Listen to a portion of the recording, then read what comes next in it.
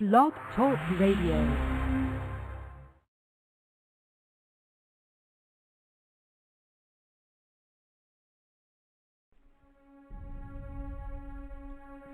Is racism hurting you?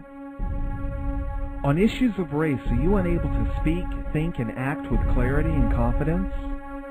Are you tired of laughing when nothing is funny, smiling when you are not happy, agreeing when you really disagree?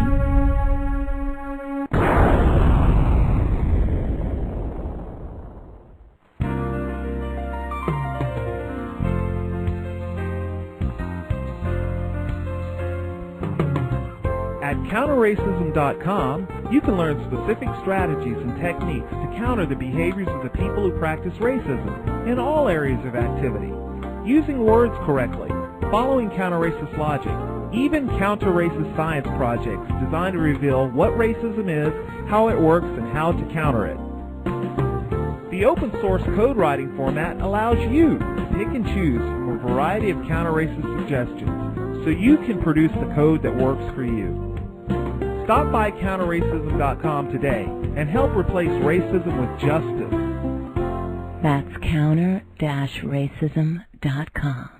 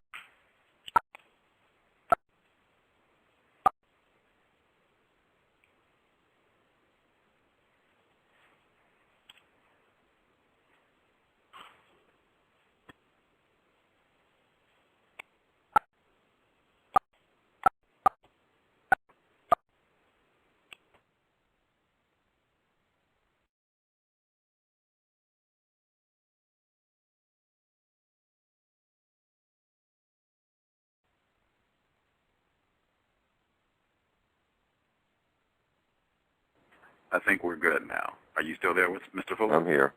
Okay. Yes, sir. I think we are. I think we're good. When I think we cut out, you were saying that if a non-white female, black female, if she has a child, it's hers. Don't expect any help from anybody else.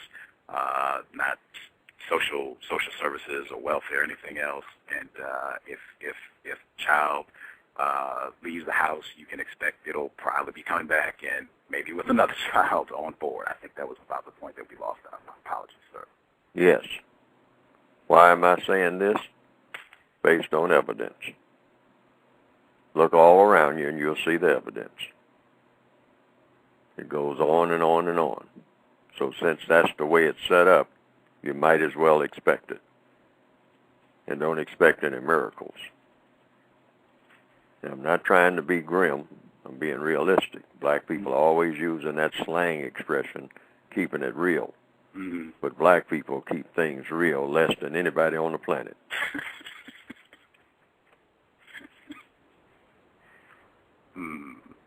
Wow. Because we are actors. We act all day long. We're on stage profiling. First of all, pretending that we have sense and direction and purpose and a means of sustaining ourselves. That's what we act out. Mm-hmm. And that we have great intelligence. We act that out. Wait a minute. You say when none of that is the truth. You're saying that we act out, we pretend that we have... We pretend that we have a lot more going for us than we do because we are trying to lie to ourselves, which is one of the worst things, if not the worst, that a person can do. Mm-hmm. And yet we invented the term, keeping it real. Rather than say we are weak, we are pitiful, we are almost completely helpless. You can walk into a grocery store and just see the black people going up and down the aisles, despair in their faces, looking at the prices on things, talking loud, trying to cover up our fragilities.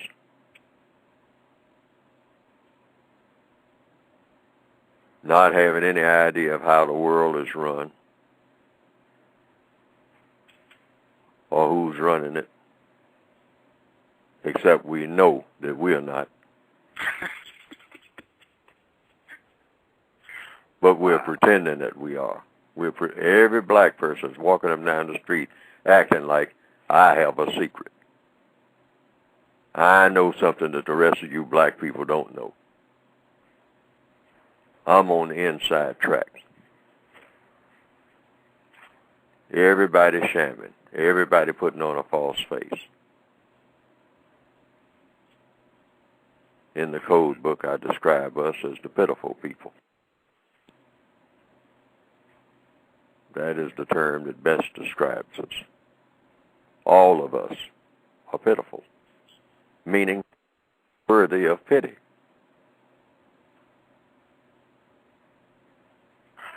And should ask for it from the people who are not in a pitiful position, and that would be the white supremacists.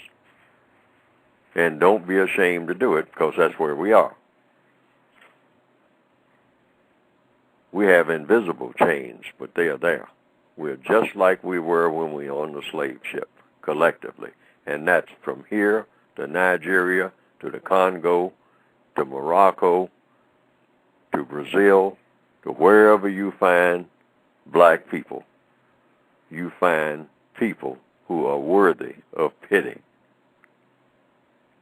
You feel President Obama is included in that? He's worthy of pity? That is the title, according to what I've written in the book, and I think it's true, based on evidence, that fits every black person on the planet.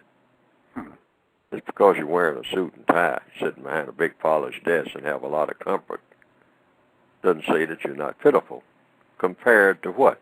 Compared to where you should be. We're subject people. We're victims of racism, regardless of who we are. If you're black, you're a victim of racism. You're subject to the white supremacists. The white supremacists are running an evil system. So when you're subject to an evil system, you're in a pitiful condition. Just on that alone. Just because you're riding around in a fancy car doesn't keep you from being in a pitiful condition. Because your mind and everything else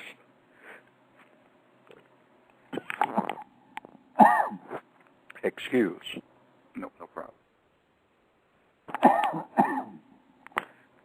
Is nowhere where it should be.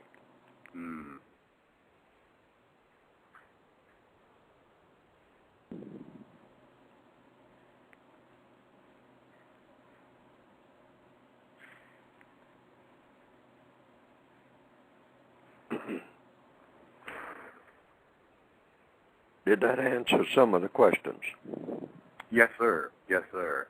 I wanted to check because when you were with us the last time, you said that black males and black females, they would have problems regardless, as long as there is a system of injustice. The male-female situation would be. Oh yes, you can't get it like it. You can't get it like it ought to be. That's a given, and you have to make up your minds to that. It shouldn't be all this squabbling and whatnot. I mean about that, because we are acting like we're going to get it, or that we can get it like it ought to be. It's no way to get it like it ought to be. You can make it. You can make it functional. I mean, but see, you don't have control over anything. See, that's the key. Black male, black female, chained together at the bottom of the slave ship naked, with absolutely nothing, because everything has to come from the captain of the ship, who is always white. So therefore, knowing that you don't have this control, you can't make demands on each other. Nor can you can't make demands of any kind on anybody, including the captain of the ship. We're already in captivity. We never have stopped being. We have to realize that. We're prisoners of war. That's a different position altogether from this going your own way and doing your own thing. Like you hear some black people say, getting our own land and all this type of thing. Getting your own land where? The white supremacists run the planet and getting ready to run other planets. And we don't even know how to get across town. They know how to get across the universe. That's what I mean by a pitiful condition. Yet we spend too much time running around bragging to each other. Wow. You ain't the one supposed to say you ain't the one supposed to say quitting time. I'm the one supposed to say quitting time. Wow. Over on the other side of the tracks. Super Negro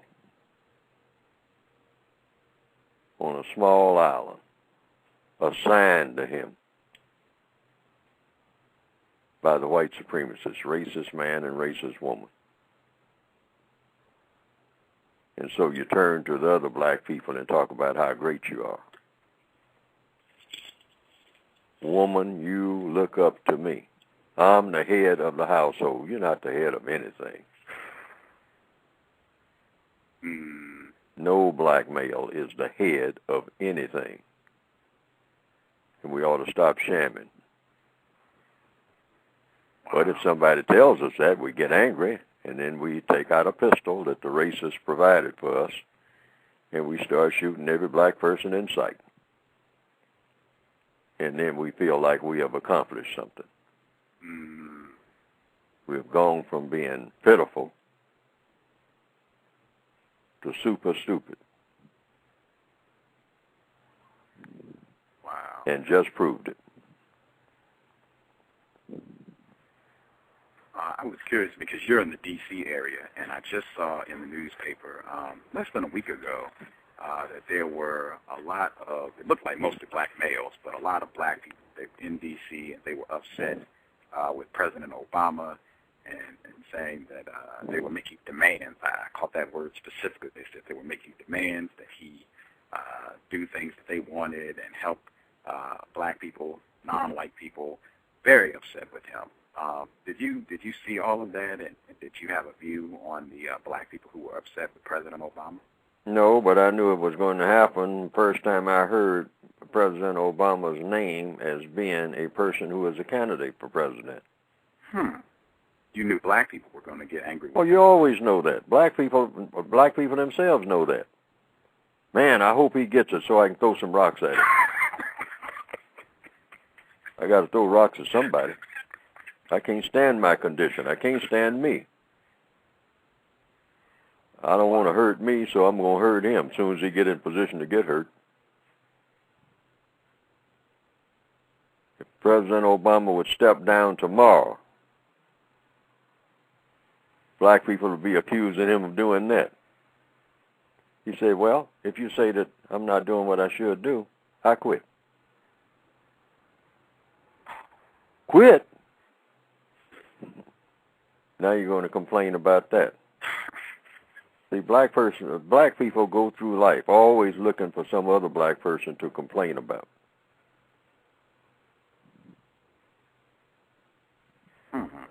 Why?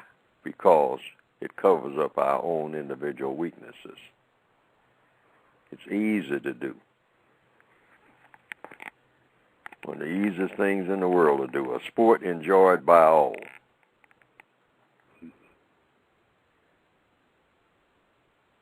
Just can't wait for a black person to get elected, because we got a pile of rocks to throw at him the day that he gets inaugurated.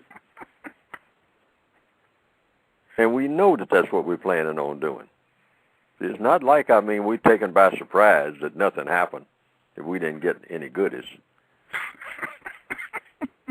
We know we're not going to get nothing, because we know where goodies come from. Mr. Obama is not in position to hand out anything to black people, period. And we already know that, but we like to pretend that we don't know that.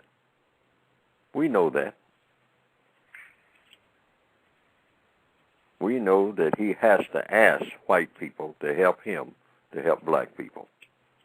And if the white people don't want to do it, the help ain't going to happen, period. Now, we know this. We've been knowing this. By the time we get to be about 20 years old, we know it for sure. Can I slip a question in real quick? Yes, sir. Do you think a significant number of non-white people are really confused about the fact that President Obama is not in charge and that he cannot do anything that the most powerful white people do not allow him to do? Do you think a significant number of us are really confused about that and really think, he's president, he's in charge? I don't know what the percentage is, but I think most black people know that President Obama cannot tell white people what to do. No more than they can. He can ask, but you can ask. I can ask. That's why if I hear some white person, and I'll do it because the code requires me to do it, some white person complaining about what Obama's doing, I'll just simply say, well, why don't you do it? You got more power than he has, because he doesn't have any power except the power that comes from you. And you're standing right next to me. So I don't ask Obama for nothing. I'm asking you. Why should I go to him when everything that he gets it from you? So if I want it, I ask you. Yeah, that's what you tell Brian right there on the job. Wow. And Brian will say, like he most likely was set up to say, I don't have nothing myself. Say, yeah, well, but you know people who do, because they live next door to you. Wow. I can't reach them. You can. we just had... You're talking about your granddaddy. See, that's what you tell Brian. Mm-hmm. Yeah.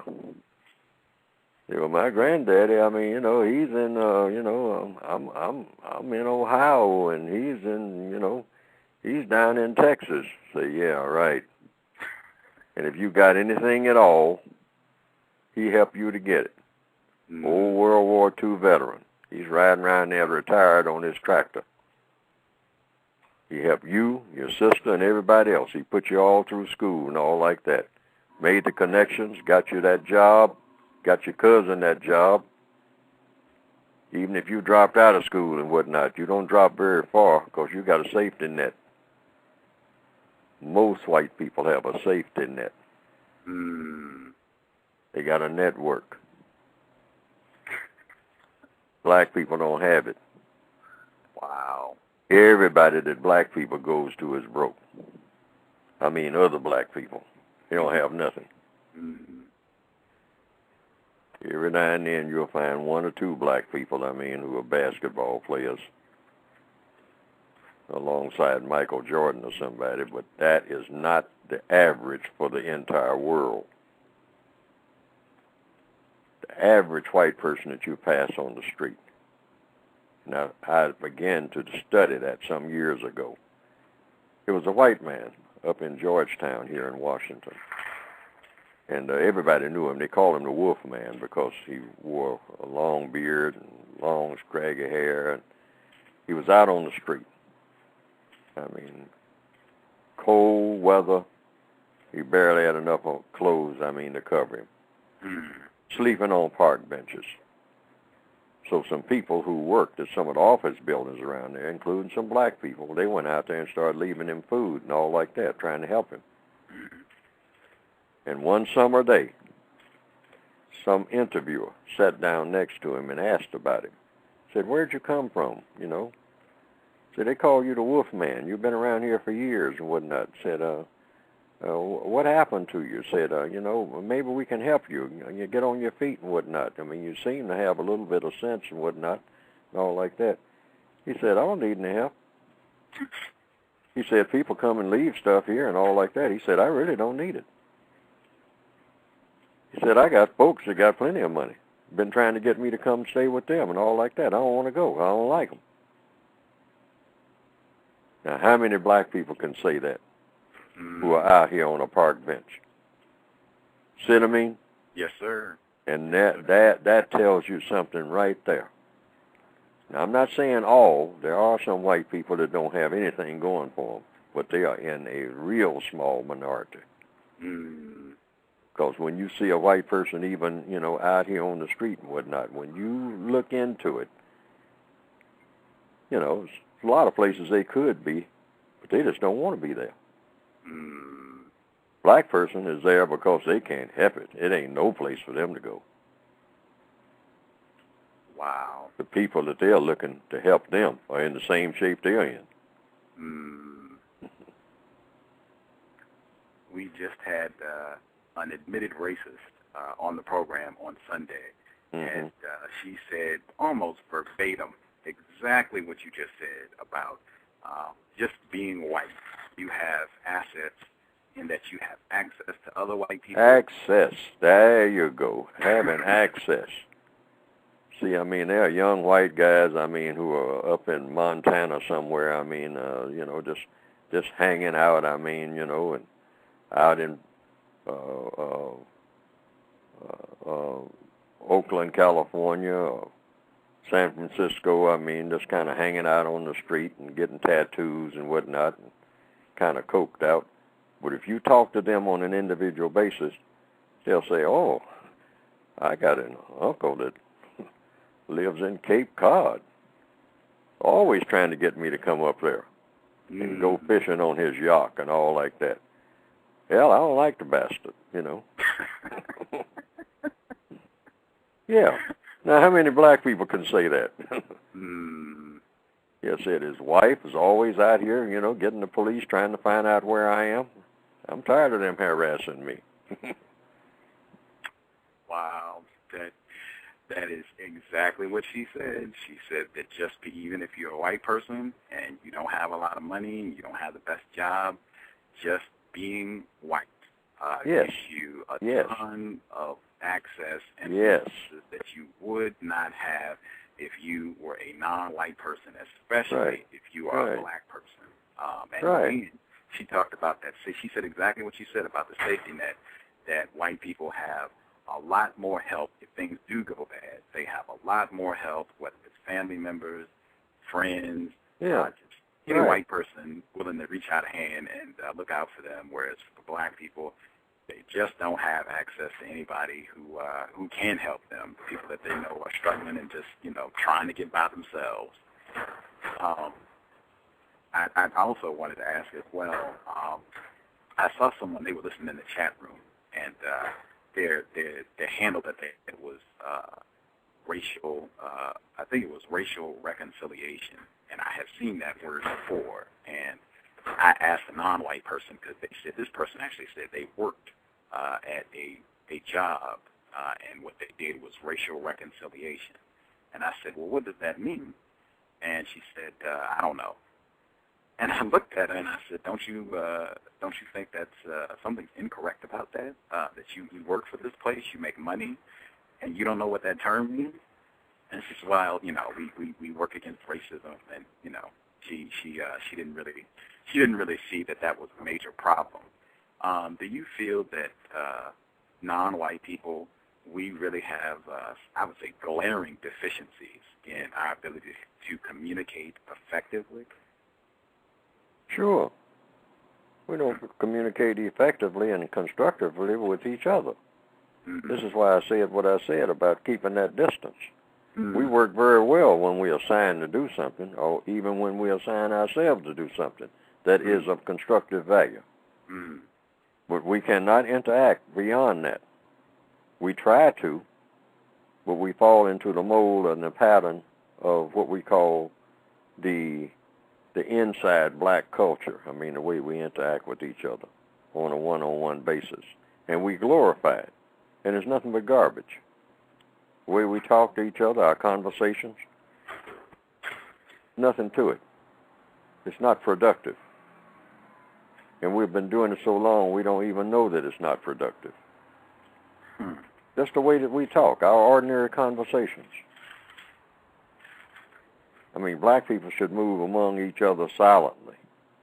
I mean, and somebody falls down, everybody rushes to pick them up and all like that, and brush them off and whatnot, ask them if they're all right. And the minute we determine that they're all right, get away from them. Because we'll spread poison. And they'll spread poison to us. We don't interact with each other in a constructive manner. Now, that would not be true among other non-white people who, they are subject to white supremacy too, but they function much better on a one-on-one basis. Case in point, the average black person, if he's put in the midst of a bunch of Japanese in Japan, he'd be completely lost. Because all day long, they are ultra polite to each other, for the most part. And when they get mad, I mean, they really go at it. They go at each other. But that's very rare. And they're always very humiliated when they do get mad. They get so full of shame, they want to commit suicide. And this is why they have, they're kind of harmonious people. Because they, all day long, they are, paying tribute one to the other, but they move silently. And they, when they interact with someone, they're almost shy in their manner. And when they approach you, it's for a obvious, well thought out, constructive reason. I mean, they'll watch you for a long time and ascertain that you're lost. You don't know where you're going, but they won't say anything. They'll just look at you blank face. But when they see that you're just about stressed out and you don't, wits in, you don't know what you're doing, they will come and offer, almost timidly, their help. Now, once they offer it and you accept it, They go all the way. They not only point you in the right direction, they take you there. See what I mean? Yes, sir. Now, I know because that was done to me when I was in Japan. Of course, that was back in the 1950s. They were even more ultra that way then than they are now.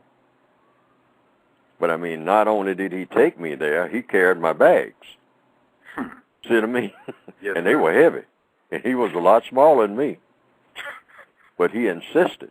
I mean, he would consider it, I mean, hey, the height of, not an insult, but he would consider that he wasn't doing his duty if he didn't do all that. Walked about 3 blocks to Ueno Station, which was the subway in downtown Tokyo, because I didn't know where I was. I couldn't read Japanese. I'm looking at signs. I don't know what I'm doing. And I'm lost, So he did that and would not accept any compensation at all. I mean, considered, a loss of face to accept something for doing what he considered to be his duty. Absolute duty, no question, I mean, I'm Japanese. This is what a Japanese does. If there's anything to him Japanese at all, even if he's half drunk and he sees you in need like that, I mean, a stranger, lost in his city, no. I mean, he's got to move now, He got to sober up right quick. Otherwise, it's loss of face.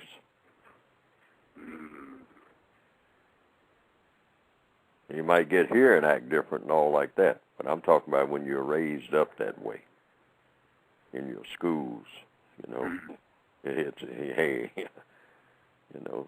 so it makes for efficiency. It's an excellent way to live. Like I said, not a whole lot of talk. That's another thing. See, I mean, it's considered very impolite to have a whole lot of talk going just to be talking.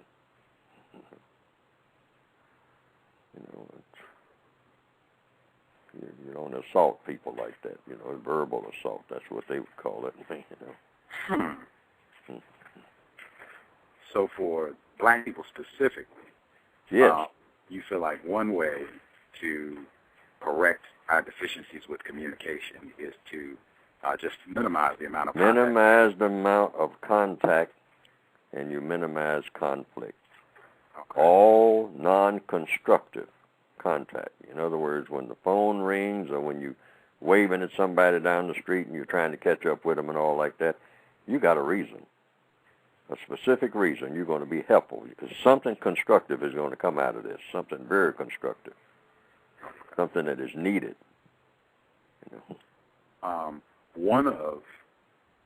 One thing that I see, in my view, it is a big problem, particularly I would say amongst black people, when we do make an effort to get together to discuss racism, you kind of got to communicate then. And I feel like our deficiencies in communication really become obvious when we get together to discuss or share views on racism, white supremacy. I know, or at least I have read your book, and I'm familiar with the 10 Stops. I guess, can you share your views on what you've seen when black people get together and express their views on racism and why it can be not constructive, a lot of conflict, and what we can do to try to do a better job at sharing views when we do get together to discuss racism? Because black people are trying to show how much one knows more than the other, rather than keeping their mind on what it is they're trying to do. They're trying to solve the race problem.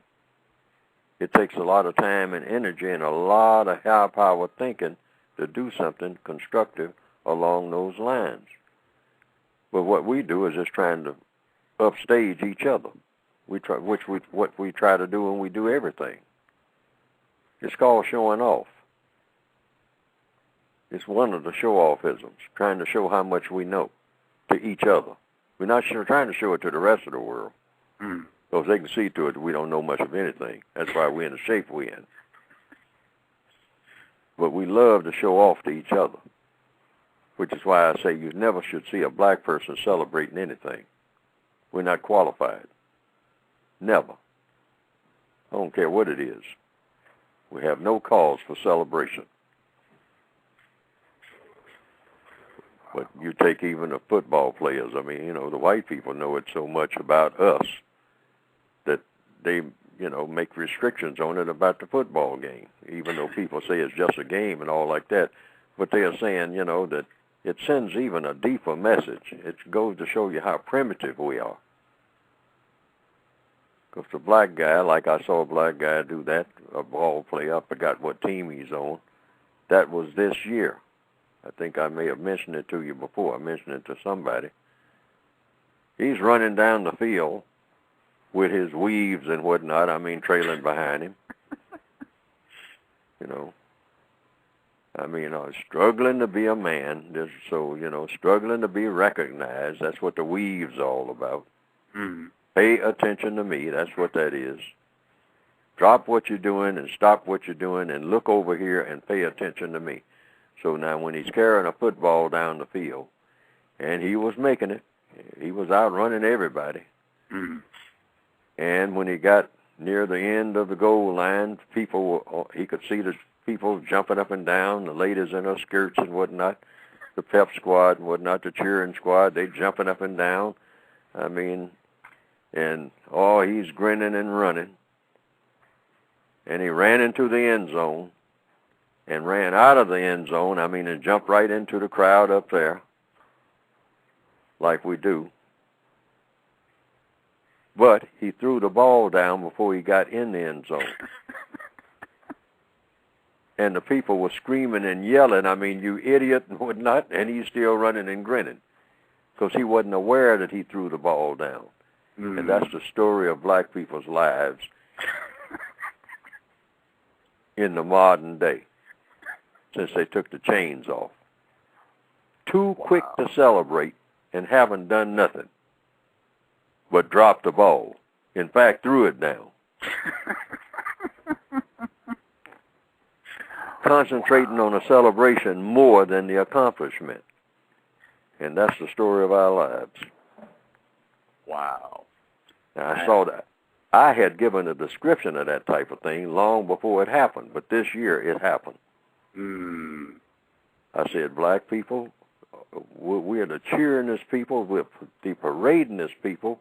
We want to take up the entire sidewalk so that everybody will see us, more than anybody on earth, not to be doing nothing that warrants any attention at all.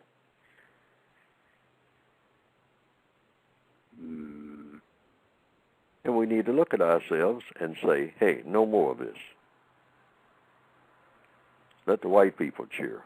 They got something to cheer about. We ain't cheering about nothing. We're in a pitiful state. In fact, we haven't even gotten started. We're not even at the starting line, not to say nothing about it. We're not even in the stadium.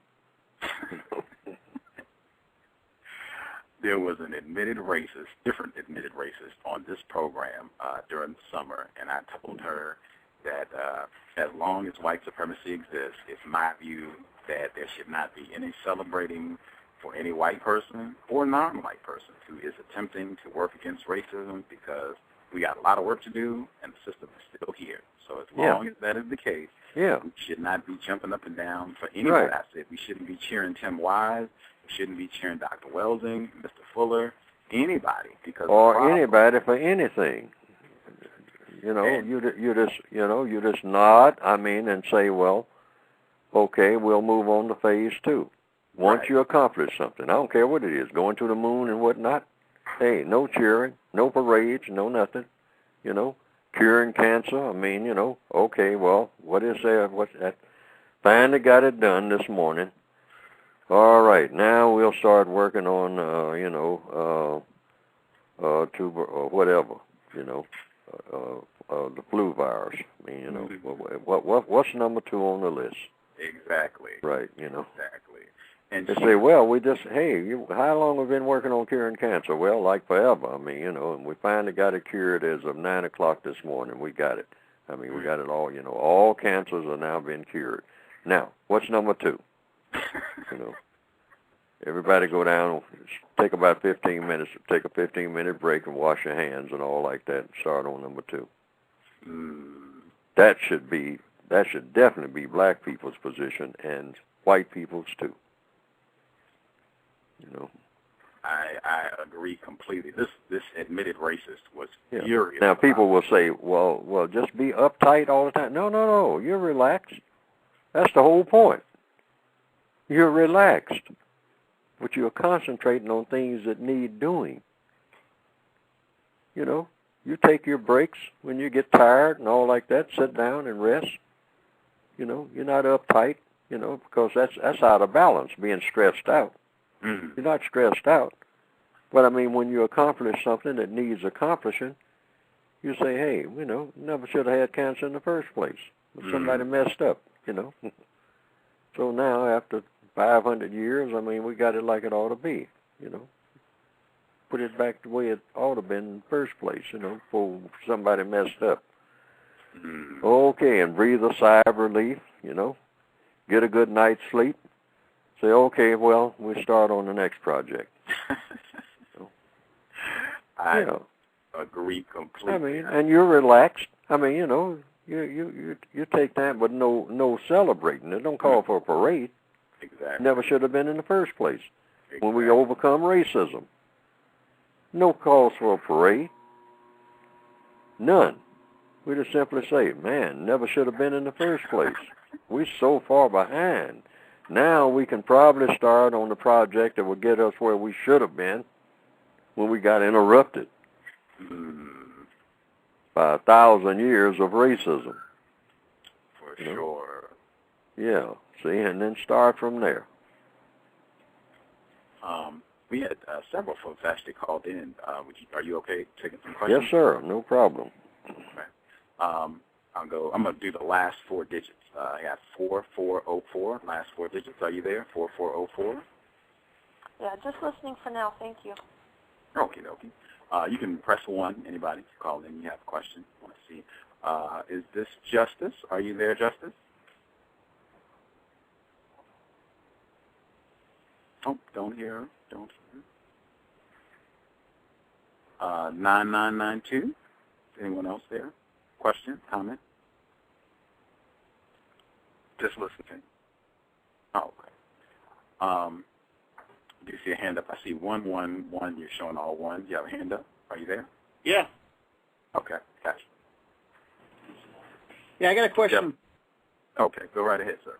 This guy sounds like a really intelligent person to me. I'm a big fan of I Just Can't Understand. I mean, granted, I'm only 39 years old, but I got friends that are the same age as me, grew up in the same neighborhood as me, and they've never, that I've seen, and we used to hang out a lot, never even been subject to racism, but once we, got older a little bit and they went their way and I went mine and I met up with them, later on in life, they got this attitude that, oh man, my people and we were treated so bad for so long, and I'd ask them, I'd say, look here, Josh, what are you talking about? You and I grew up in the same place. And this gentleman seems to kind of, understand more along the lines of, hey, we need to get over it, and especially if it never happened to you. May I ask, are you a white person or a non-white person? I'm black. Oh, okay.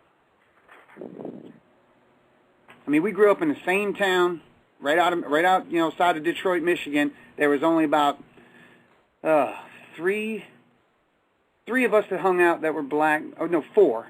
Because Ramon was with us. 4 of us, and we all grew up in the, like I said, same neighborhood, same everything. And my one buddy Josh, he just he swears to this day that the whites did us wrong for all these years and blah blah blah. Well, I don't buy into that. Well,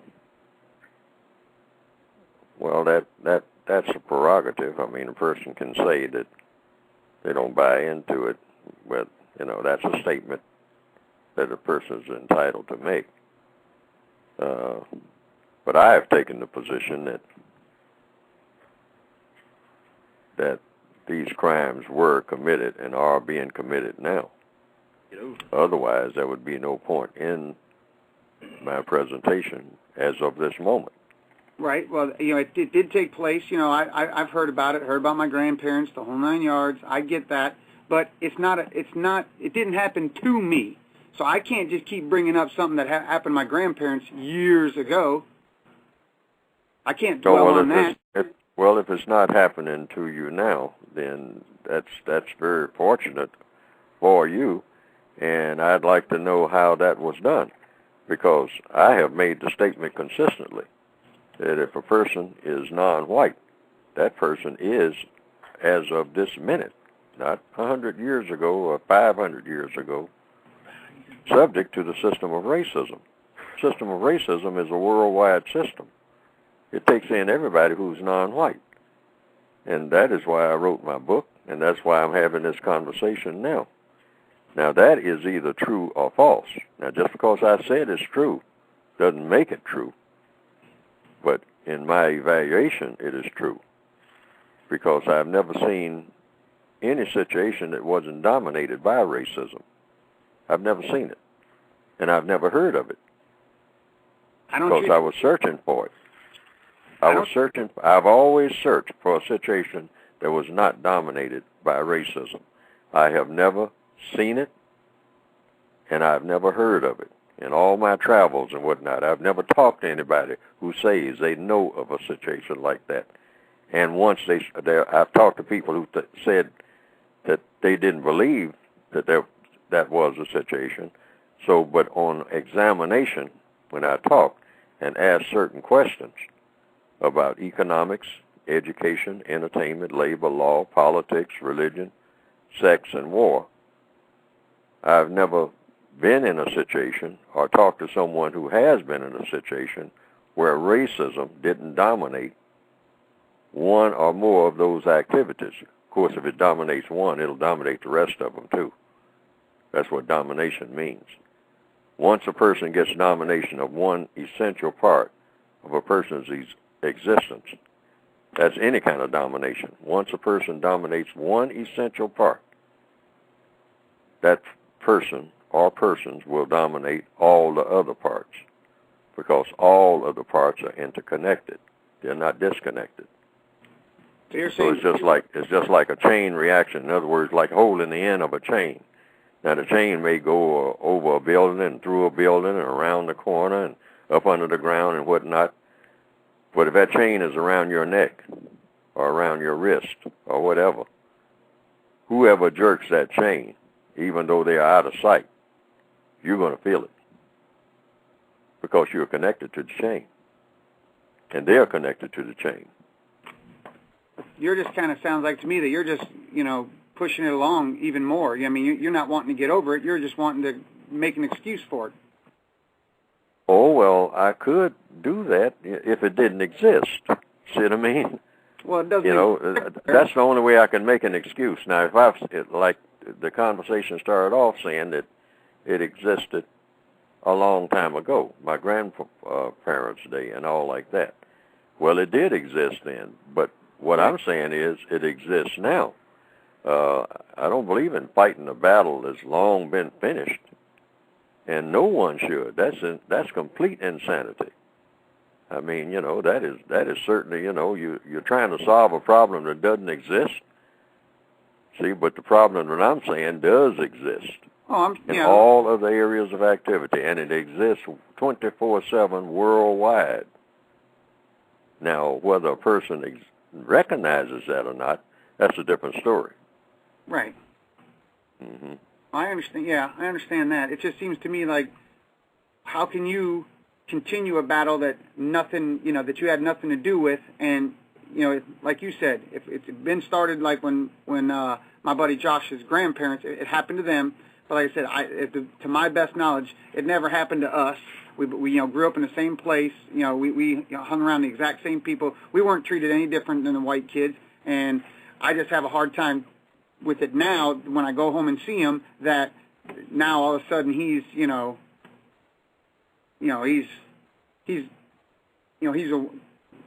I don't even have words, but he's what? What is it he's doing? He's saying something about racism? Yeah, and he's been it's been in his family for years, and And so now he's got an attitude even against some of the guys we hung out with when we were little, and, he just brings it up, and it's, like I said, until we were 17, 18 years old, it never happened to us, but he's making it sound like he's got to, take over a fight that maybe his grandparents, had a long time ago. Okay, well, let's look at your associate, Josh. Could it be that what he's saying, he's not making it up, and he's not talking about the past? Could it be possible that he's talking about something he's looking at right now, and that what he is saying is that he sees it, but that you don't? Is that possible? Absolutely. Well, see, that could be the case. Now, it could be, like you said, that he's making it up, but I don't think he's making it up, because I see it too. And I've always seen it. I've never been in a situation where I didn't see it. Now, if I was looking for it and it wasn't there, then that's something different. And I've heard people say that, saying, well, I'm looking at the same thing that you're looking at, but I don't see what you see. And I say, yes, I know. That's the treachery of the way racism works. That sometimes you can be looking at it, and I have this in the book that I wrote. In racial matters, many look, but few see. See what? See what they're looking at. You're looking at it, but you don't see it. Like an optical illusion. But if you're constantly looking for it, then, that's like they say. No, but you can only see it if it's there. Otherwise, you are making it up, in which case nobody should do that.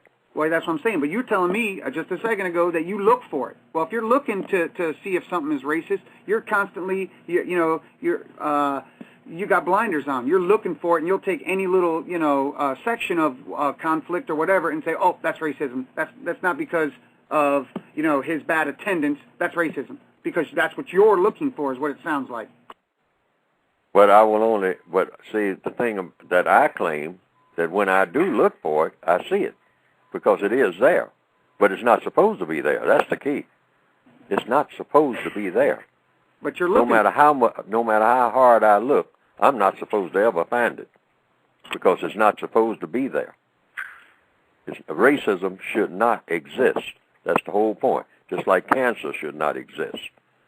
See, now I can look past cancer, I can not recognize it deliberately, or I can recognize it deliberately, but I make up my mind that I'd rather not think about it, so therefore if I don't think about it and I'm not feeling the pain directly at that moment, because I'm laughing about something, like a cancer patient has laughed, but the cancer patient still has cancer.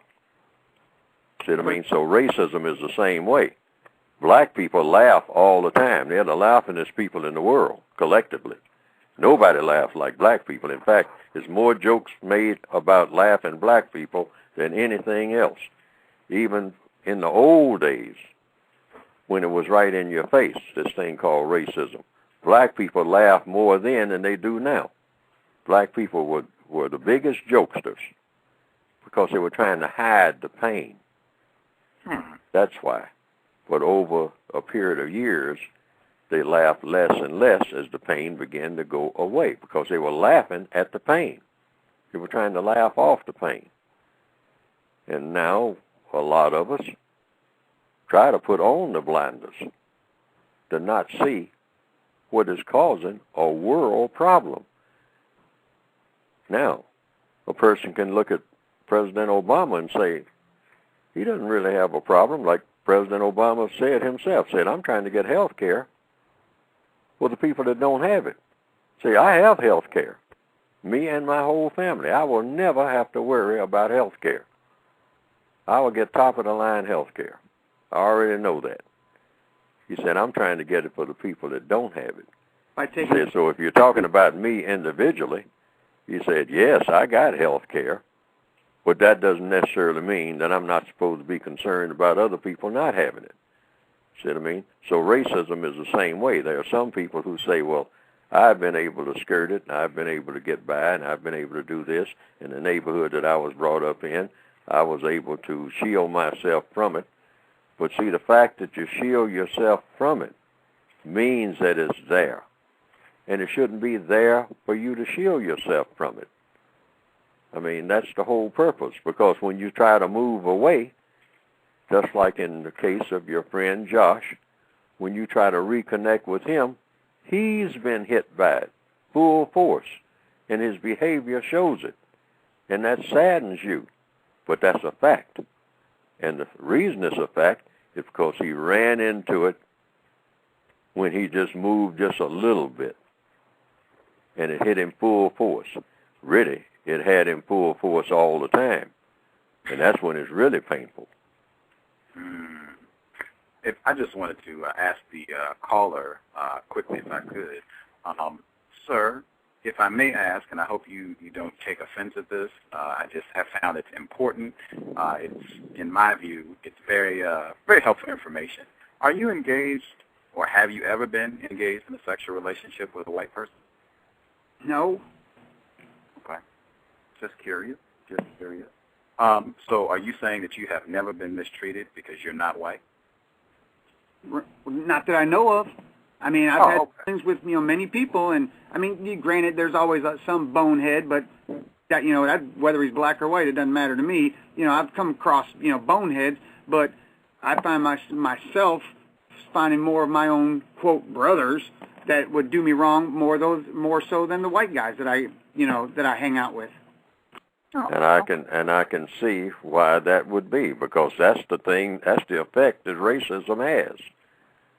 The very fact that when you interact with black people, they are hostile toward you, or they mistreat you, and they you don't get the kind of reaction that you should get from people when those people are black.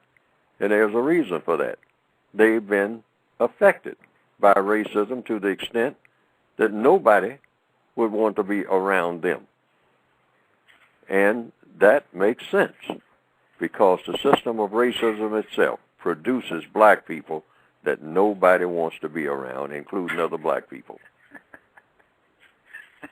That is the effect of racism itself.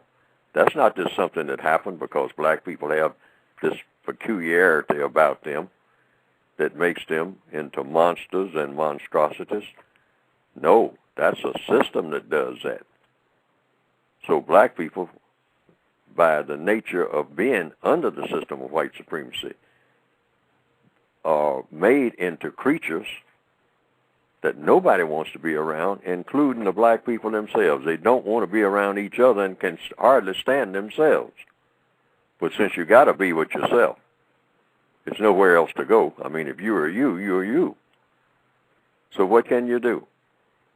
And so therefore you turn that outwardly, because there's nowhere else but to turn it inwardly, in which case you would be suicidal all the time, which is what black people really are. But we just don't go that extra step.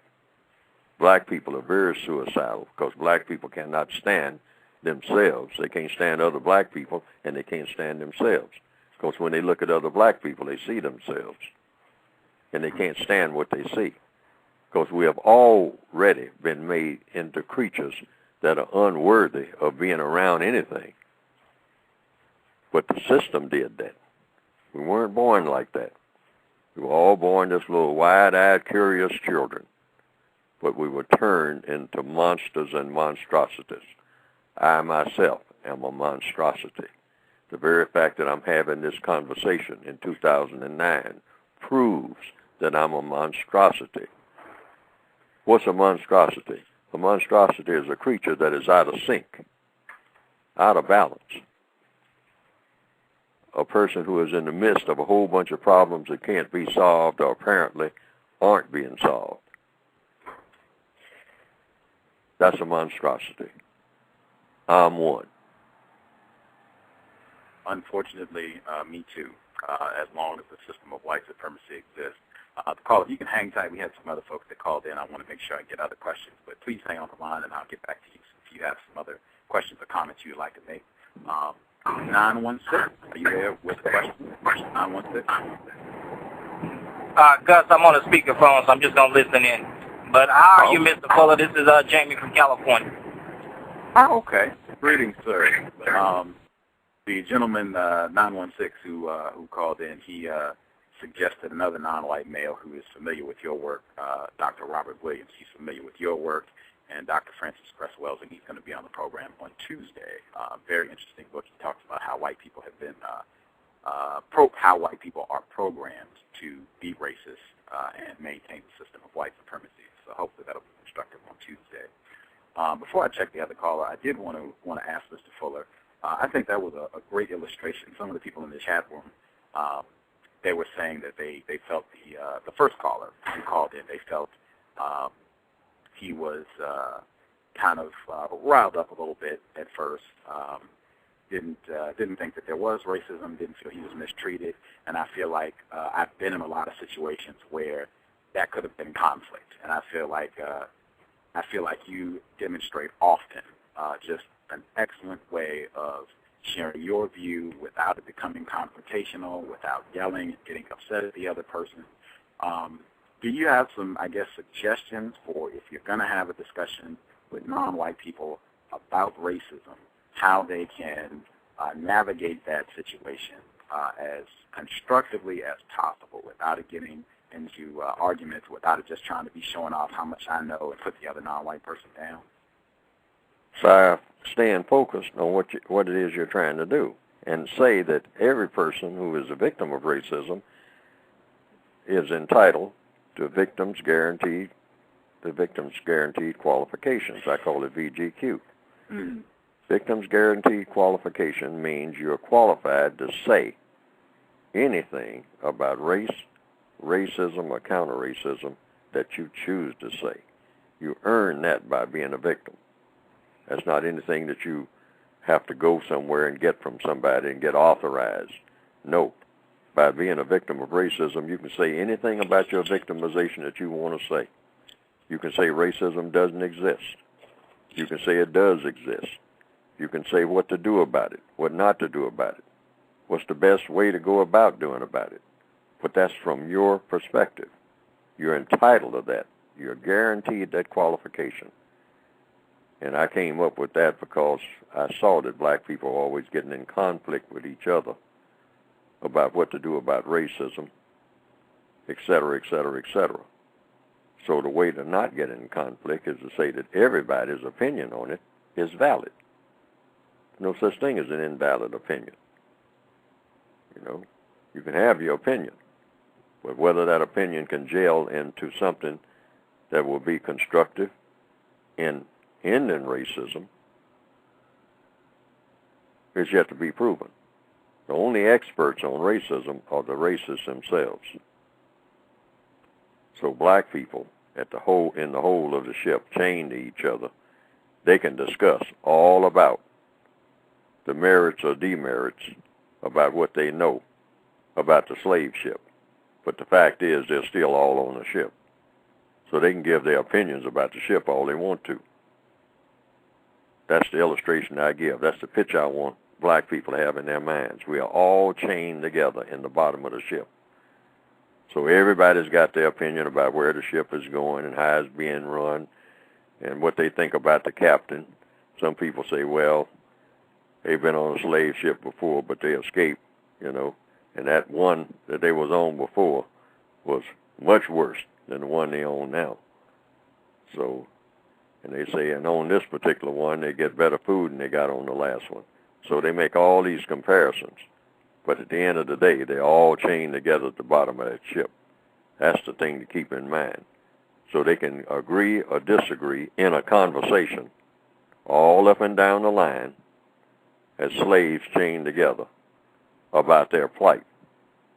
Or some slave might say, well, hey, I'm eating better on this slave ship than I ever ate before I got on it.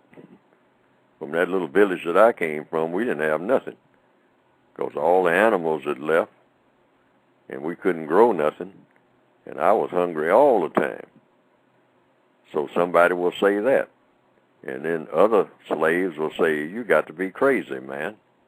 You know, how you going to be better off on a slave ship? Don't you believe in your own freedom and whatnot? Go where you please and do what you want to and all like that? And, well, man, y'all can say what y'all want to, but I'm all right. It's all right with me. I don't know what tribe you come from. But see, so they can argue back and forth, but they shouldn't get into a big fight and start hitting each other with the chains, okay? Because that's not going to help anybody. Because they're all chained together on the bottom of the ship, and the captain will come down there and say, "You're disturbing my sleep, and so I'm going to give you all a good whipping. And see to it that you keep quiet down here while I try to get to my destination. After all, you seem to forget who's in charge here. So I got ways of reminding you in about 10 minutes." Then he will go back up the ladder and everything gets quiet. And I've seen that happen over and over again.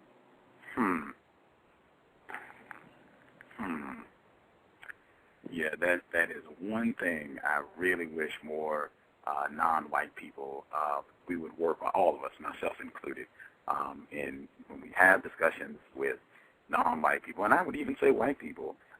You have that illustration, and if you're making a recording of this, you can record that part. That's a reminder. We haven't left that ship. Not in charge or nothing. I mean, it ain't no big Negroes. It ain't no, you ain't the one supposed to say quitting time. I'm the one supposed to say quitting time. None of you supposed to say quitting time until that guy with the whip says. Because it might not be quitting time. And it definitely isn't if he says so. So you're all down here arguing about who's going to say quitting time. I'm the one who determines when quitting time is. And since you all are so smart, it ain't going to be no quitting time today. You're going to work all night. How you like that?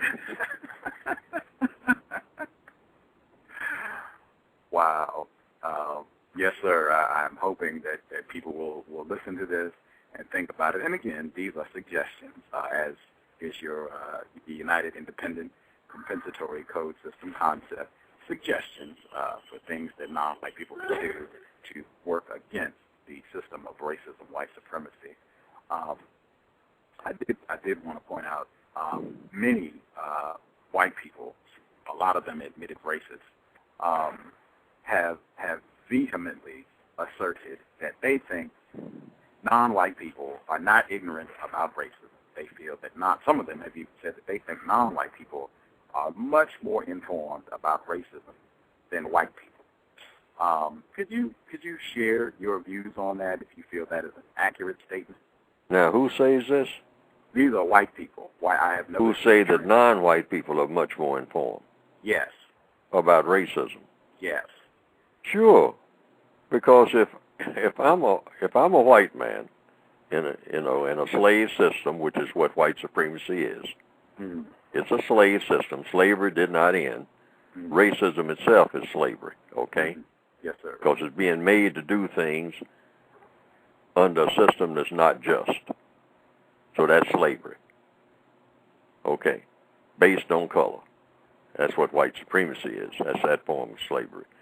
So, if I'm a sailor on the ship and I'm white, now, there are some things that I don't like about the captain because he's barking at me and talking about, I haven't done this and I haven't done that. And the last time I was down below deck, I didn't secure. It was 2 or 3 slaves down there didn't have the chains put on properly. See, I mean, even when you're running a slave ship, you got to have a code for doing things. So, I'm a sailor, a white sailor, and I'm on the deck of the ship, and the captain is giving me down the road about it. Said, now, those 5 slaves back there, near the end of the ship, every day when you go down there, I mean, to take some buckets of food to them, slop and whatnot, I mean, and you release them one at a time, I mean, to help you distribute the food. And when you put them back in their chains, you don't do it properly. So I'm going to see to it that your food rations are cut if it happens again. Now, I don't like that, But here's what. It ain't the same as being a slave down there. See what I mean? Yes, sir. Yes, sir. Yeah. See, it's a comparative thing. See, that's just like a lot of white people say, hey, black people always complaining about white people having it so good. I don't have it all that good. Well, see, what you respond to that is, well, if you think that as a white person you got it bad, try being black. The thing that try being black in the neighborhood where you are right now. You know, and see, won't you see a change? You know, right? You know. You'll start noticing the difference. Maybe not right away, but I mean, something you'll begin to, after about several weeks, you'll perceive that something is out of order. Even amongst your own family members, I suppose. Yeah, you know, everybody's acting different. I mean, what's going on here? You know, am I on another planet? You know.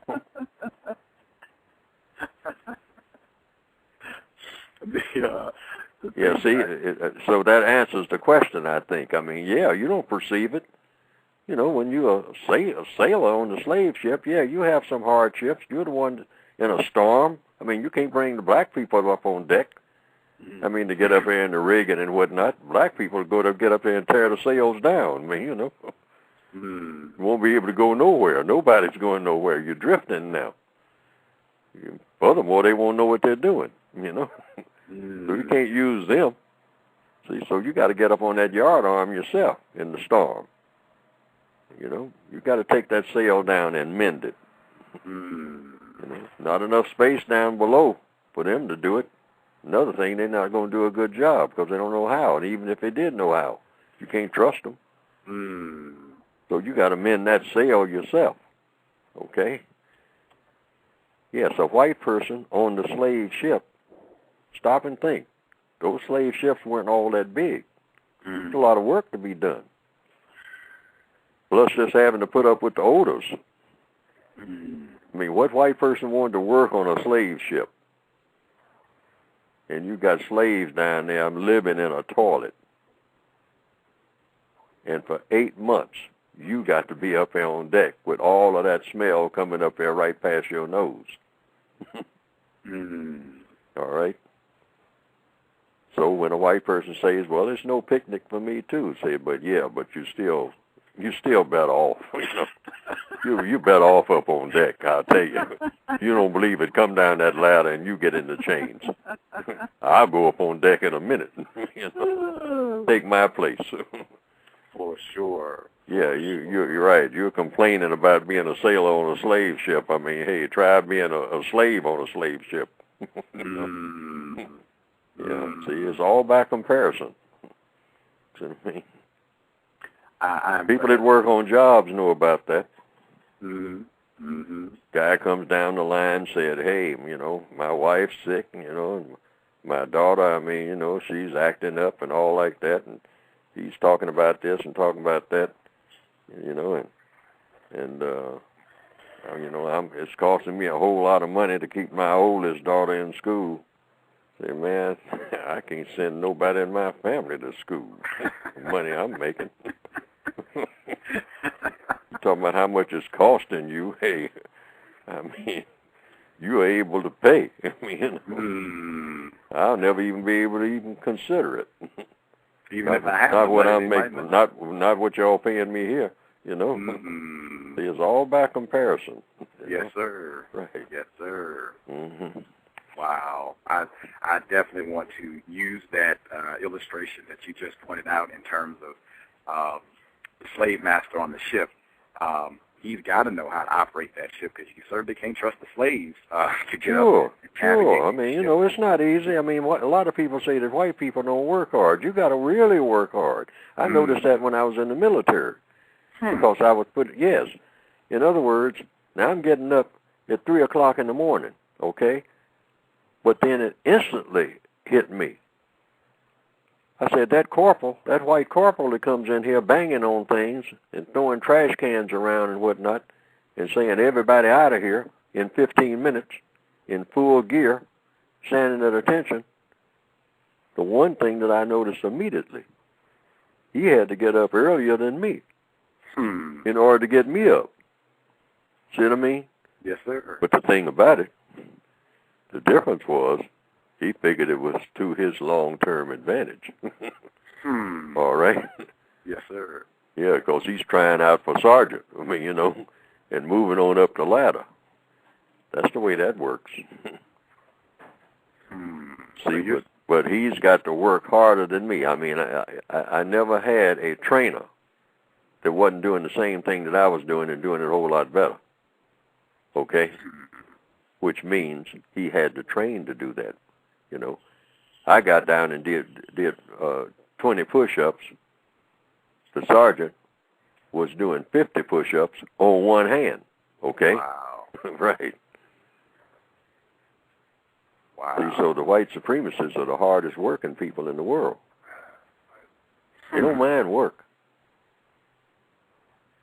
Because they got to know how to do work in order to make me do it. But what they like is being master. And they know that a master has to work in order to have slaves. But they enjoy it. See what I mean? Yes, sir. That's the difference. They enjoy it. To them, that's the payoff. People ask me, what is it that the white supremacists want?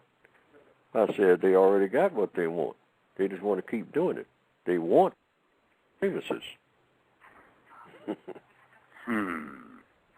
They say, well, are they after money and whatnot? Are they after land and whatnot?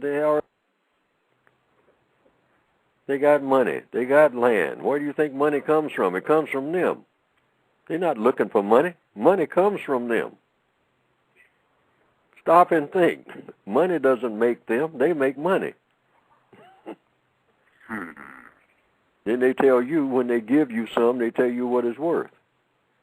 And they change the worth of it all the time. Yes, sir. Yeah. Yes, sir. Yes, sir. Yeah. I had an admitted white supremacist. He said, and I quoted him, he said, he was talking about white people. He said, we work harder to work easier. And yes. Non-white people. Yes. It's an investment. Mm-hmm. See what I mean? Yes, in other words, they initially see they know that's the nature of things. That's the nature of a farmer understands that. Okay. You work hard in order to have rest time longer. Okay? The harder you work now, the longer period you'll have of rest later because you'll have a harvest coming in. You work hard at getting that harvest in. But once you get it in, you got food all winter.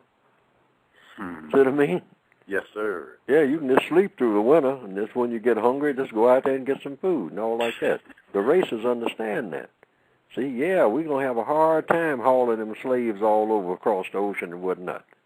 Every now and then, I mean, us and the slaves go under. A big wave hits that small ship, and all the ships are small compared to what they are today. Right. See what I mean? So any kind of big wave, I mean, hits you in that South Atlantic and whatnot, I mean, hey, you gone. Slaves, sailors, captain, everybody. I mean, lost at sea.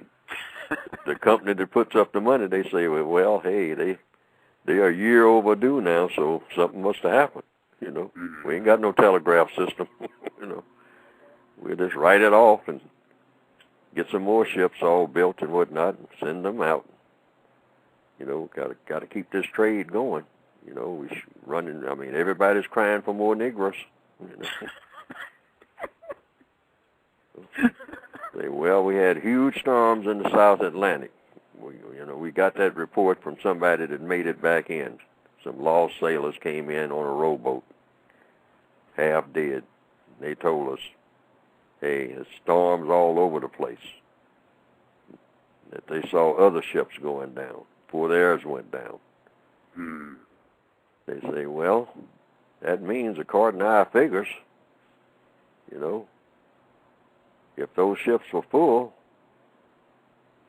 that's something like 2,000 Negroes that we have lost this past year, this company. And plantations down there in Carolinas, they're screaming. They're running short. The Negroes they have are getting too old, unfit to work. Those ain't beat to death. What are we going to do? Well, we just got to come up with some money, more money, and get some more ships built. I mean, you know, we can't give up on this. There's too much at stake.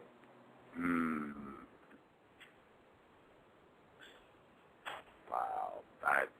As I said, I have heard white people give that exact explanation. They do not mind investing time, energy, for the payoff of maintaining. Yes, they burn midnight oil while everybody's asleep.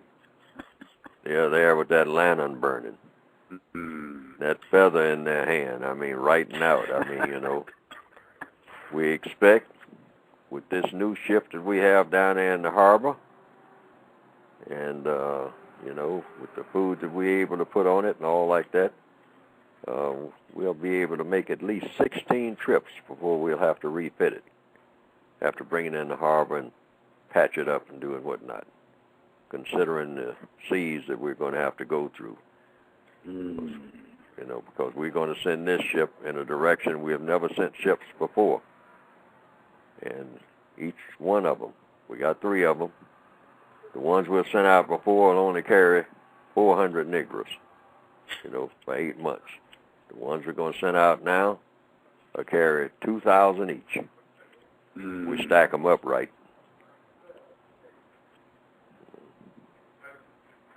Wow. Again, Mr. Neely Fuller Jr., I know you talk in your book about how one of the new strategies is the racial classification confusion. And I have experienced that myself with individuals who they were not clear in saying whether or not they were a white person or a non-white person. And they looked like they could be accepted as white. They also look like they could be classified as non-white. And I have seen where this caused a lot of confusion, a lot of conflict. I have seen where non-white people have started bickering amongst themselves about whether this person was white or not white. Do you have any suggestions for what non-white people can do when they encounter individuals where they are confused about that person's racial classification? Ask the person, or watch them, and see if they are treated as a white person in all areas of activity. Because there are going to be a growing number of non-white people who are going to be treated as if they're white in some instances. They've already done. They used to do this all the time in South Africa. A Japanese that's born and raised in South Africa doing what they call apartheid was considered non-white and registered as such. That would be on his ID. Now, if he's got a brother born and raised in Japan who came there on business, his brother, while he's there visiting on a passport and a visa, would be classified as white. The brother, you know, same mother and everything. Right. Because, you know, why was they classified as white? The white supremacists said so. You say, yeah, but that don't make sense. It don't have to make sense to you, buddy. It has to make sense to me. You don't have anything to do with it. I do the classifying. See, that's the thing to remember. The white supremacists do the classifying. So you said pay attention to how that person is treated. It's treated all the way in every area of activity all the time. See what I mean? You know, because like I said, see, that's something that's a matter of history, documentation right there. And that is just a few years ago in South Africa. That was standard procedure. If the brother of this Japanese that lives here under us permanently, if his brother comes here from Japan to visit him, his brother will be classified as white during the time that he's here. But he will not be classified as white. Why? Because that's the arrangement that works for us as white supremacists. Does it make sense? It makes sense to us because we invented the way our business works. And in this particular case, This works best for our business. What business? The business of white supremacy. Now you see it, now you don't. We work it any kind of way. We make the rules. You don't make the rules. We make the rules. Anytime we make the rules, we make any kind of rules we want to. Mm-hmm. Mm-hmm. I was making an effort to discuss this with other victims of racism, and I was trying to get them to remember that white supremacists are never confused about who is white. That's it. That's it, because they make the laws. Right. Governing who is white, who's non-white, where, when, under what circumstances, and who will do what. Mm-hmm. And who won't do what. For sure. That all it is just a royalist system put on the basis of color. Mm. It's the most powerful idea ever thought of. Most powerful political and religious idea ever conceived in the minds of people. The idea of racism in the form of white supremacy. Nothing is proven to be more powerful in interactions between people. Mm.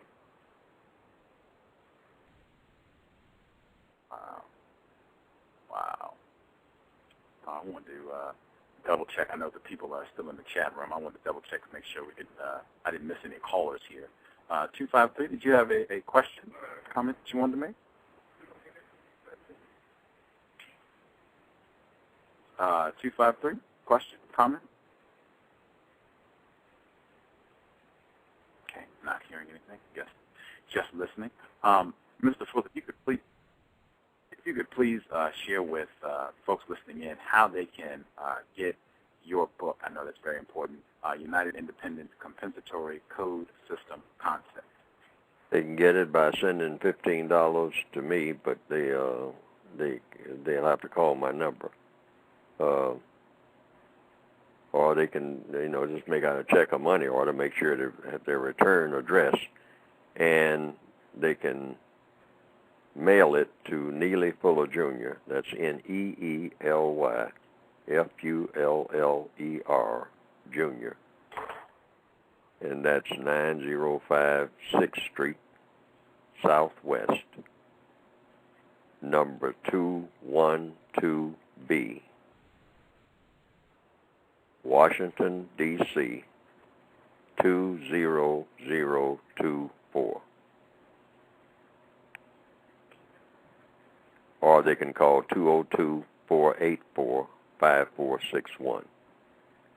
That's 202-484-5461. 202-484-5461. Outstanding. I hope people please get in touch with him to, get a copy of his book. Very constructive. Last question I want to get out before we wrap up the program. I know you have said repeatedly that your book is just a compilation of suggestions for people who are victims of racism, who are having problems with racism, and are looking for ideas that might be helpful in countering racism.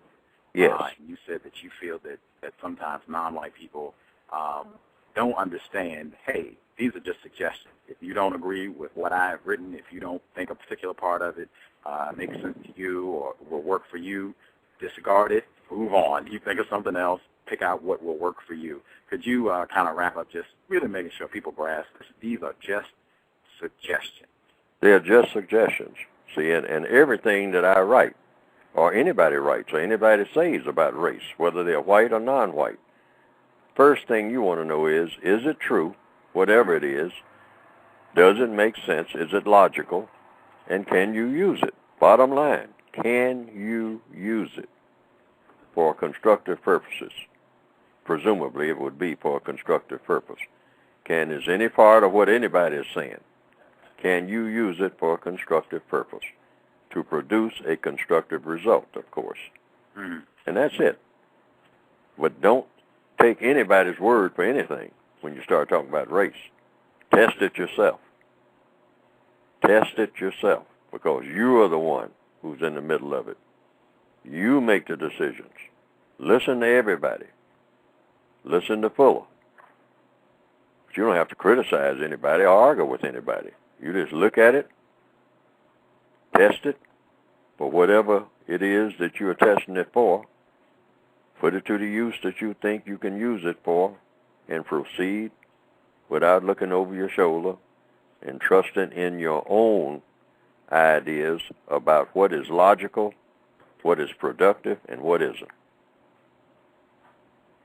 Ultimately, it's for the individual to decide that. The book is directed toward the individual, not organizations, individuals. And non-white individuals specifically. Non-white individuals, because they would be the victims of racism. Right. No such thing as a white victim of white supremacy. Mm-hmm. A white person can be a victim of injustice. Right. They can be mistreated. That's what injustice is, being mistreated. But a white person cannot be a victim of white supremacy. Mm-hmm.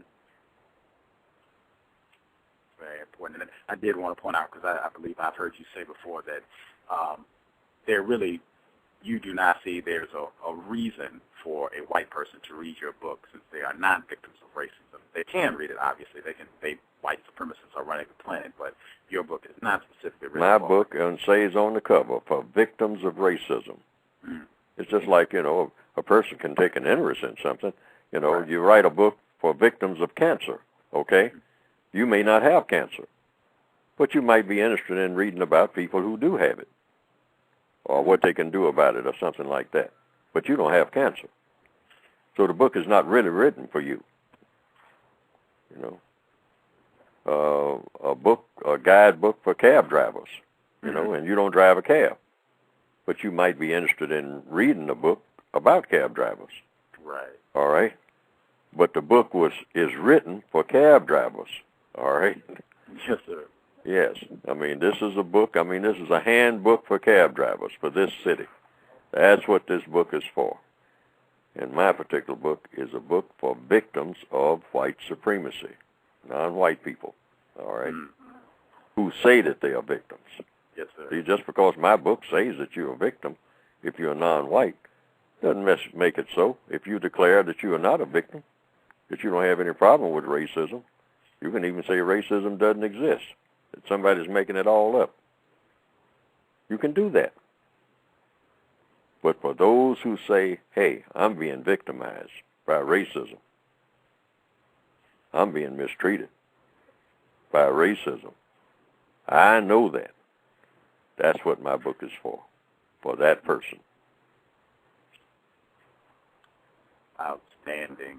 As I said, always a privilege to have you on the program. Definitely appreciate you being with us to share constructive information, and thank you again for being so generous with your time on a Friday afternoon. Now, I have one concession I have to ask for. Yes, sir. Yes, I sir. think you know what it is. You want a copy? I'd like to have a copy. I will. I like to critique my work. Yes, sir. To find out where I'm making mistakes, because we all make mistakes, and I may have made a mistake. I have to listen to it and say, now, I could have done that the way that the code requires me to do it. Mm-hmm. This program is recorded. I am a victim of racism. I have meager resources, but it is recorded, and I will see if I can get a CD to you. Will the CD work? Oh, that'll work fine. Okay. I will get on getting a CD of this program, and I'll see if I can actually get, because you've been here 3 times now, I'll see if I can get all 3 of them on a CD so that you can check them out and evaluate the program. I would really appreciate that. And whatever assistance I can give you along those lines, requirement, I'll do so. Outstanding. I should be able to knock it out, but all right. I will get in contact with you as soon as I can get that together and get it in the mail for you, because I really appreciate you taking your time to speak with us, sir. And thank you. Thank you. I appreciate it, sir. Sure. Woo-hoo. Another episode of The C.O.W.S. Third time we've had Mr. Fuller with us. Hope hope it was of some constructive value to folks checking out the program. Hope Justice will be back for the weekend shows. We'll be back on Sunday, November 15th. We have two programs. White people here for both programs. We'll have a doctor from the University of Washington. He'll be here for the first program on Sunday at 3 p.m. Eastern, 2 p.m. Central, and 12 p.m. Pacific. That'll be the first show. And the second show, we'll have Tom Shapiro, also a white person. He is the author of The Hidden Cost of Being African American. He's pretty much talking about exactly what Mr. Fuller said. If you're a non-white person, you don't have that safety net. If you're a white person, you have access to other white people who have resources. You have that safety net. That's pretty much what his entire book is about. He'll be here on Sunday, November 15th at 6 p.m. Eastern, 5 p.m. Central, and 3 p.m. Pacific. That's Tom Shapiro. He'll be here on Sunday. Very much looking forward to that. And Mr. Nero, he called in. He gave a great recommendation for Dr. Robert Williams. I got his book yesterday. Wow, he is familiar with the work of Mr. Neely Fuller Jr. He's also familiar with Dr. Francis Cress Welding. He's actually, he quotes a lot of people who've been on this program in his book, so I suspect he will be a pretty constructive guest. That is actually Tuesday, November 17th at 8 p.m. Eastern, 5 p.m. Pacific, Dr. Robert Williams. He'll be here. Very much looking for that program. His book is all about how white people are programmed to be racist and how they're programmed to see non-white people in the system of white supremacy, particularly black people. One thing I did want to end with before we wrap this program up, Mr. Fuller talked about how white people work very hard to maintain the system of white supremacy. And I think the admitted white supremacist known as Tim Wise is a phenomenal illustration of that. One thing I paid attention to at the beginning of the year, Tim Wise is a hustler. I mean, and I'm not saying this to be disparaging at all. He is a hustler. I mean, anything that happens dealing with racism, he has his 2 cents in on it. The Gen 6 thing went down, bam, he had something written on that. The Reverend Wright thing went down with President Obama during the election, bam, he had something on that. The death threats against President Obama, bam, he got something on that. The arrest and all that at Harvard, bam, got anything that happens with racism, he has his 2 cents on it, whether it's on his blog, whether he's given a speech about it. He is a hustler. You are going to run into Tim Wise if you're doing any sort of research studying racism. You're going to run into Tim Wise because he gets his name out there, and he has access to resources to get speaking engagements, to make a lot of money, being anti-racist. So it's going to be a lot easier for him. But make no mistake about it, as Mr. Fuller said, he burns the midnight oil cranking out those books. I think he has 2 blogs. He speaks all over the country constantly. He is a hustler. And I really think, please do not get me wrong, it's much easier for Tim Wise to do his alleged anti-racist work than it would be for Mr. Fuller or Creed or Back of the Bus or Dr. Welsing or any non-white person who is attempting to counter racism. It's much easier for Tim Wise to do this work. But make no mistake about it, he is a hustler. He burns the midnight oil. And I think one thing non-white people, we're going to have to get on that grind a little more. We talk about it all the time. If there's something non-constructive, being on the grind. The non-white people who are attempting to counter racism, we're going to have to get on that grind a little bit more. Look at Tim. I would say go to his website, timwise.org. Go to his website. Look at the blog posts. He has an archive that spans years where you can see all the essays he's written. You can see his blog posts. You can see all the books that he's written. I mean, he has an impressive amount of material, an impressive of alleged anti-racist work. I would say non-white people, I probably won't be able to do as much as that. I won't say that, but I definitely will say it will not be as easy for you to do the amount of work that he does. But that doesn't mean that you can't hustle. We're going to have to hustle a little bit if we're going to be successful counter-racist, I think. I'm going to end on that one. Thank you, everybody, for tuning into the broadcast. Hopefully you will be back for the Sunday program, both of the Sunday programs. And, I hope this has been constructive. There was a slight audio problem at the beginning of the program, so about the first 15 minutes there's silence, but after that it pops in. So that was my incompetence. My apologies. I should be better at that at this point, but as I still do not have a phone, I had to figure out how to use the phone correctly. So my apologies for the silence the first 15 minutes. I hope the remainder of the broadcast made up for that error. Thank you all. Context of White Supremacy. Please check the blog, racism-notes.blogspot.com. And also, please check back at the blog as well, nonwhitealliance.wordpress.com. One more time, nonwhitealliance.wordpress.com. Thank you. We'll be back on Sunday. Cows signing out.